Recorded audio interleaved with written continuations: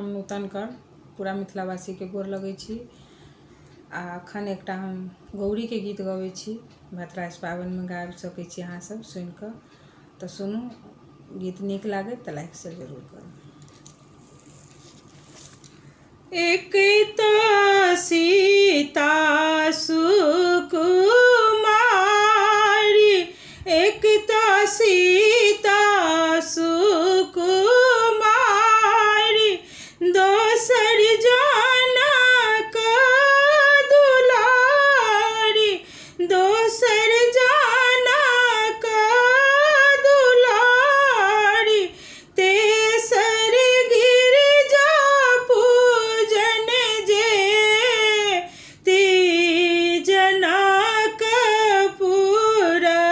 में, तेसर गिरिजा पूजन जे ती जनकपुर में। तरजी सुनियौ गिरिजा माई, अर्जी सुनियौ गिरिजा माई, जय लेल मंदिर एलौं आई, जय लेल मंदिर एलौं आई, लाज राखू हे माय जनकपुर में, लाज राखू हे माय जनकपुर में। एक तो सीता सुकुमारी, दोसर जनक दुलारी, तेसर गिरिजा पूजन जाति जनकपुर में। एक तो गिरिजा पूजन जाति जनकपुर में। राजा जनक जी लेलनि ठानी, मन में शंका लेलनि जानी, मन में शंका लेलनि जानी, आब सीता रहली कुमारी जनकपुर में, अब सीता रहली कुमारी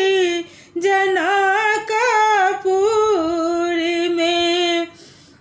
राम जी लेला धनुषा तानी, राम जी लेला धनुषा तानी, मुनि सब लेलनि मंत्र उचारी, मुनि सब लेलनि मंत्र उचारी, सबके उगावथि मंगल गाने जनकपुर में, सब कोई गावथि मंगल गाने जनकपुर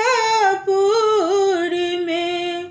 धनुषक केलनि तीन खंड, धनुषक केलनि तीन खंड, तीन पुरहर सीत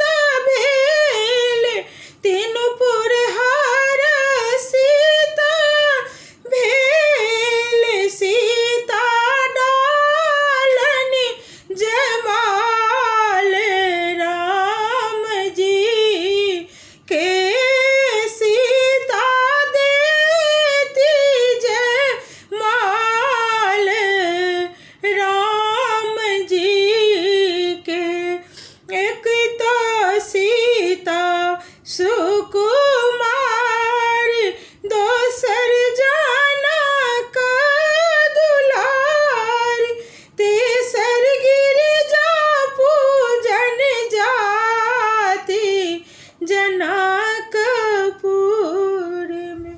धन्यवाद। नीक लागे लाइक शेयर जरूर करू।